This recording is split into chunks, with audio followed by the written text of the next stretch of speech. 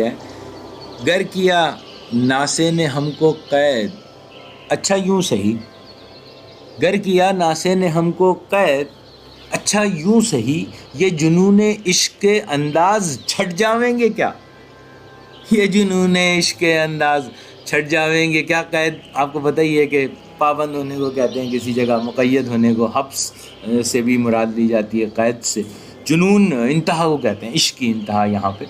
چھٹ جانا، ختم ہو جانا۔ ناسے اگر عاشق کو قید میں ڈال بھی دے، نصیحت کرنے والا جو بندہ تھا نا، وہ اگر عاشق کو قید میں ڈال بھی دے تو غالب فرماتے ہیں کہ اس سے یہ عشق کا جنون تھوڑی کم ہو جائے گا۔ یہاں پہ جو کیا ہے پھر اگین استفہام